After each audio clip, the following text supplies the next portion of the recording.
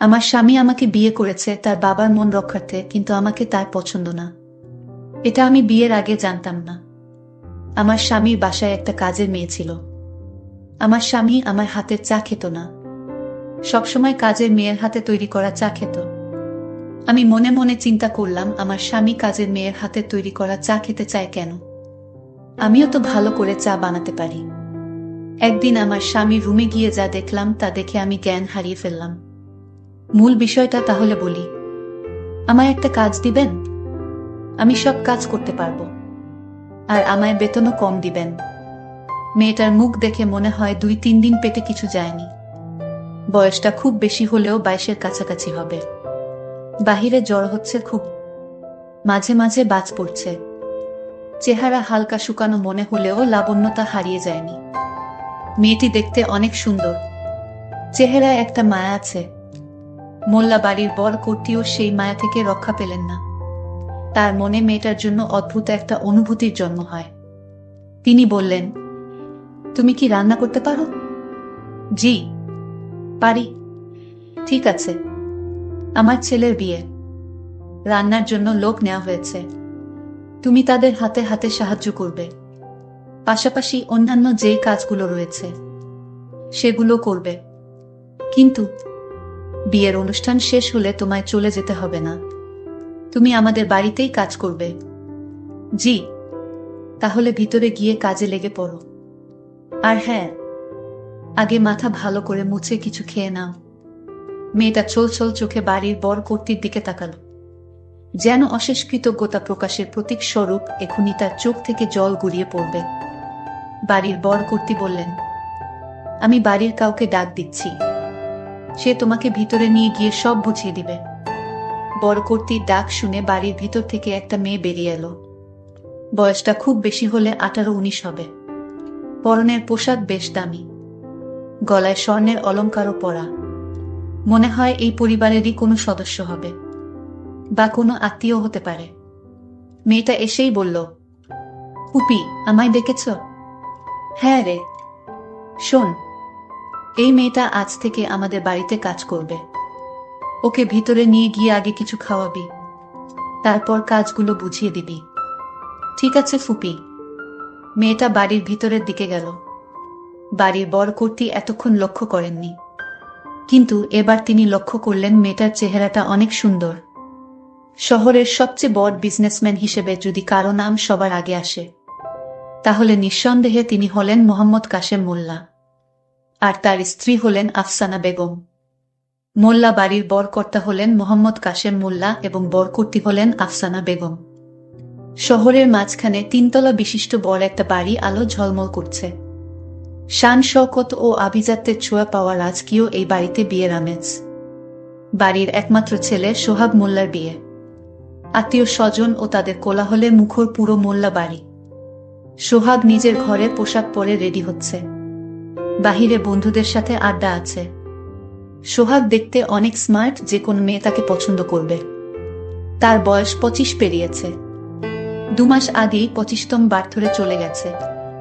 Style করা মাথার চুলে তো কোনো কথাই নেই।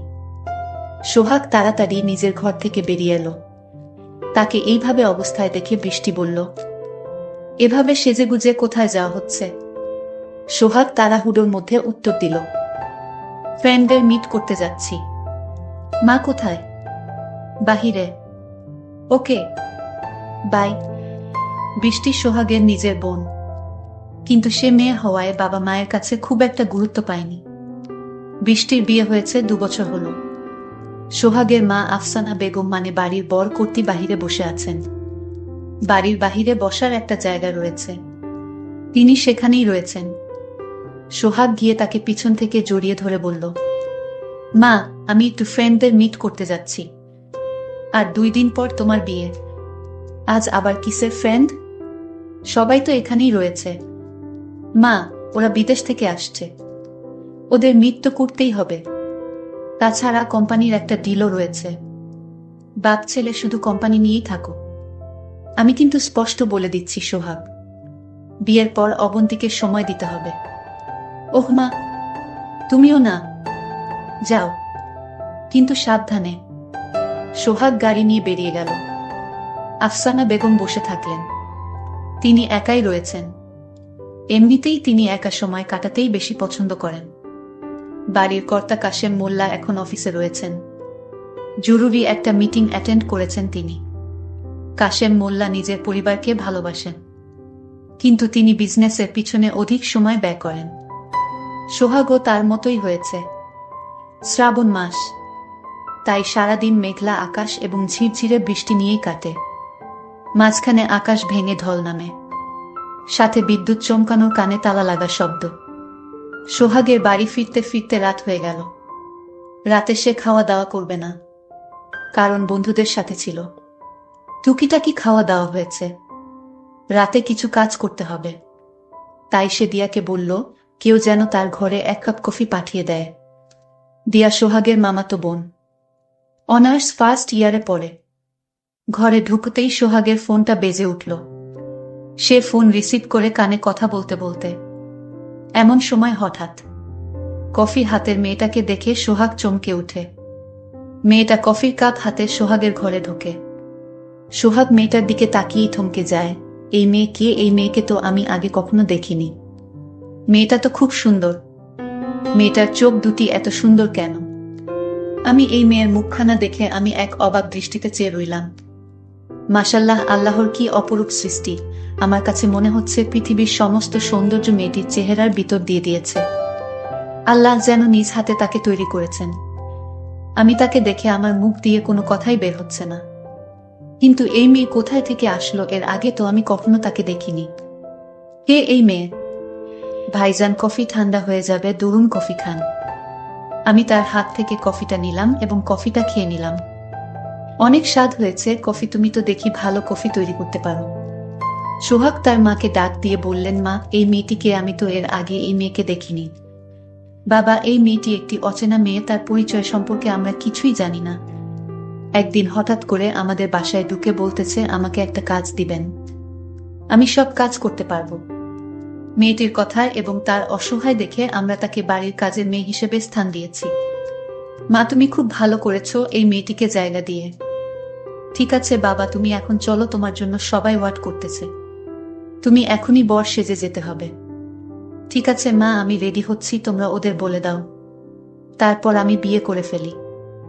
একদিন কাজের মেয়েটি বলল, ভাইজান, ভাবি অনেক সুন্দর, আপনি যেমন ভাবিও তেমন, আপনাদের দুজনকে খুব সুন্দর মানিয়েছে। কি বলছো তুমি? তুমি কি জানো এই বিয়েতে আমি রাজি ছিলাম না, শুধু আমার বাবার কথায় আমি রাজি হয়েছি। বাবার খুব ইচ্ছা ছিল তাকে বউ করে আনার, বাবার দিকে তাকিয়ে আমি বিয়ে করেছি। আচ্ছা, তোমার একটা কথা বলি, তোমার বাসা কোথায়? তোমার মা বাবা ভাই বোন তারা কোথায়? ভাইজান, আমি কিছুই জানি না। আমার ছোটবেলা থেকে বড় হয়েছি একটা অনাথ আশ্রমে। আমার জন্মের পর আমার মা বাবা কাউকে দেখিনি। আমার মা বাবা কোথায় থাকে, বেঁচে আছে কিনা মরে গেছে, তা আমি কিছুই জানি না। মেয়েটি এই কথা বলার সাথে সাথেই হাইমাও করে কান্না শুরু করে দিয়েছে। আমি বললাম, তুমি কাঁদছো কেন? মেয়েটির কান্না আমি কিছুতেই থামাতে পারছি না। মেয়েটিকে বললাম, তুমি কেঁদো না, তুমি এই বাড়িতে থাকবে, তোমার যখন যা প্রয়োজন হবে আমাকে বলবে, আমি এনে দিব, ঠিক আছে? এখন আর কেঁদো না। আচ্ছা, তোমার নামটা কি? যেহেতু তুমি এই বাড়িতে আছো সেহেতু তোমার নামটা জানা দরকার, তোমায় কি নামে ডাকবো? মেয়েটি বলল, দেখুন ভাইজান, আমার নাম অনাথ আশ্রমে সবাই মুমিনা ডাকত। আচ্ছা ঠিক আছে, এখন থেকে তোমাকে মুমিনা ডাকবো। আচ্ছা যাও, এখন গিয়ে ঘুমাও। পরদিন সকালে দেখি ভাইজান ভাবির লগে কি নিয়ে যেন কথা কাটাকাটি করতেছে। আমি আড়াল থেকে শুনতে তাদের সব কথা শুনছিলাম। সোহাগ ভাইয়া বলতেছে, আমি তোমাকে বিয়ে করতে চাইনি, তোমার বাবা আর আমার বাবা আমাদের বিয়ে দিয়েছে। তুমি এসব কি বলছো? তার মানে তুমি আমায় পছন্দ করে বিয়ে করনি? না, আমি তোমাকে পছন্দ করে বিয়ে করিনি, আমার বাবার কারণে আমি তোমাকে বিয়ে করেছি। তাহলে তুমি আমায় বিয়ে করলে কেন? এখন আমার কি হবে? তোমার কি হবে তা আমি কিছুই জানি না। আমি ঘুমাতে গেলাম। এই বলে সোহাগ ভাইয়া তার রুমে ঘুমাতে গেল, আর ভাবি তার রুমে একা একা বসে কান্না করছে। আমি ভাবিকে জিজ্ঞেস করলাম, ভাবি তুমি কাঁদছো কেন? আর বলিস না, তোর সোহাগ ভাই নাকি আমায় পছন্দ করে বিয়ে করেনি, বিয়ে করেছে তার বাবার জবরদস্তিতে। এখন আমি এই বাড়িতে থেকে কি করব যেখানে আমার স্বামীর মর্যাদা পাবো না? উঠতে বসতে নানান কথা বলবে, তা আমি কিছুতেই সহ্য করতে পারবো না।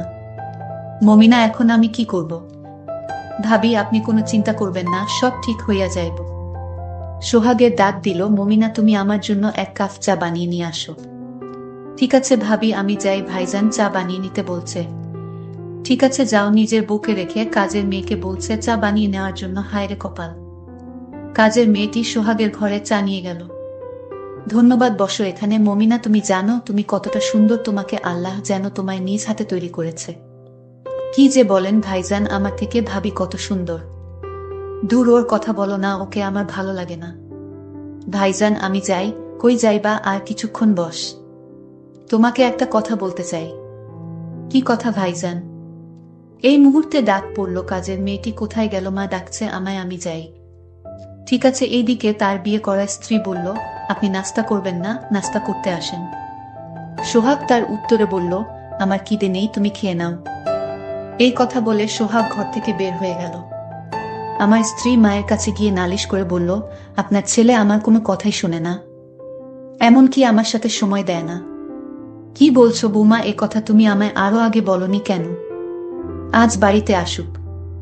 রাতে যখন সোহাগ ঘরে আসলো তখন তার মা জিজ্ঞেস করলেন, বৌমার কোনো কথা রাখো না কেন? বৌমাকে তোমার পছন্দ হয়নি? না মা, তুমি তোমার বৌমাকে নিয়ে তুমি থাকো। কেন বাবা, তুমি তো বিয়ের আগে এমন ছিলে না, এখন এমন হলে কেন? কি হয়েছে তোমার? আমার কিছুই হয়নি মা, আমি ঠিক আছি। মা আমি ঘুমাবো, ডিস্টার্ব করো না তো। সোহাগ তার রুমে গিয়ে মমিনাকে ডাকলো, মমিনা এক কাপ চা দিবে আমায়? জি ভাইজান, আমি চা নিয়ে আসছি। সোহাগ ভাই রুমে চা নিয়ে যেতেই বলল, বসো মমিনা।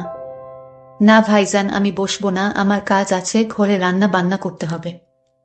আরে রাখো তুমি কাজ, আমি তোমায় একটা কথা বলতে চাই। ওদিন মায়ের জন্য বলতে পারিনি।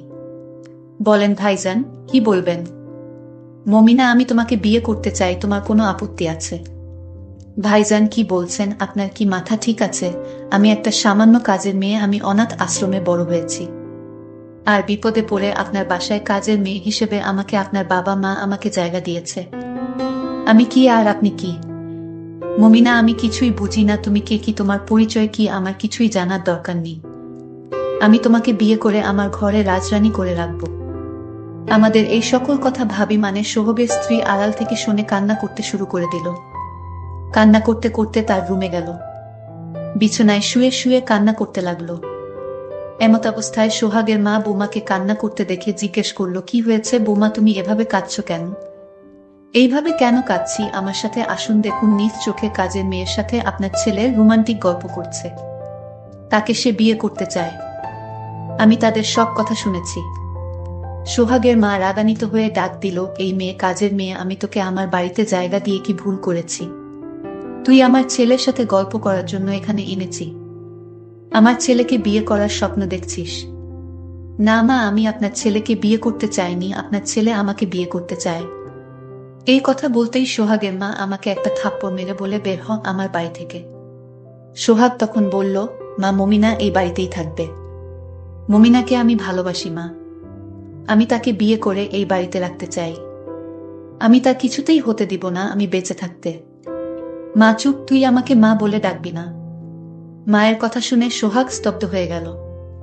ঠিক আছে মা, আমি এই বাড়িতে থাকবো না। মমিনা বলল, ভাইজান আমার জন্য আপনি এই বাড়িতে থাকবেন না কেন? আপনি থাকেন, আমি বাড়ি থেকে চলে যাচ্ছি। না মমিনা, তুমি থাকো। এই বলে সোহাগ চলে গেল। এই দিন সোহাগ রাতে বাড়িতে ফিরেনি। মা তার বৌমার রুমে গিয়ে বলল, সোহাগ আসছে। না মা, সোহাগ তো এখনো ফিরেনি। মমিনাকে ডাক দিয়ে বলল, সোহাগ কোথায়? আমি তো জানি না মা। পরের দিন সকালে লোকে বলাবলি করতে লাগলো, এটা কে মাটিতে পড়ে রইল? কাছে গিয়ে দেখে, হায় হায়, এটাতে মোল্লার ছেলে সোহাগ। ও এভাবে মাটিতে পড়ে রইল কেন? কাছে গিয়ে দেখে সোহাগ দুনিয়াতে নেই, ময়রা পইরা রয়েছে। আর তার হাতের মুঠোতে একটা চিঠি দেখতে পেল। লোকজন সোহাগকে নিয়ে বাড়ির সামনে রাখল। সোহাগের মা কোথায়? আপনি, আপনার ছেলে মইরা গেছে। সোহাগের মা দৌড়ে এসে সোহাগের মুখটা দেখে মা জ্ঞান হারিয়ে ফেলল। একটা লোক বলল, ওনার স্ত্রী কোথায়? ওনাকে ডাক দেন তো। সোহাগের স্ত্রী কান্না করতে করতে আসলো। লোকটি তার হাতে চিঠি দিয়ে বলল, মৃত অবস্থায় তার হাতে আমরা এই চিঠি পেলাম। চিঠিটা খুলে দেখল চিঠিতে লিখা, মা, আমাকে ক্ষমা করে দিও, আমি তোমাকে কষ্ট দিতে চাইনি। আর আমি যেদিন কাজের মেয়েটিকে দেখেছিলাম সেদিন থেকেই ভেবেছিলাম তাকে আমার করে নিব, কিন্তু তা আমার কপালে নেই। মা, তোমার কাছে একটা অনুরোধ, মমিনাকে একটা ভালো ছেলে দেখে বিয়ে দিয়ে দিও, তাহলে আমার আত্মা শান্তি পাবে। মায়ের জ্ঞান ফিরতেই তার স্ত্রী মায়ের হাতে চিঠিটা ধরিয়ে দিল। মা চিঠিটা পড়ে কান্না করতে করতে বলল, বাবা, তুই আমার উপর অভিমান করে চলে গেলে। প্রিয় দর্শক বন্ধুরা, তোমাদের সকলের উদ্দেশ্য করে বলতে চাই, তোমরা সোহাগের মতো এমন কাজ করবে না। ভালোবাসার জন্য এভাবে নিজেকে শেষ করতে নেই, তাহলে আখেরাত এবং দুনিয়া দুটোই হারাবে। বন্ধুরা, গল্পটি কেমন লাগলো তা অবশ্যই কমেন্ট করে জানাবেন। ধন্যবাদ।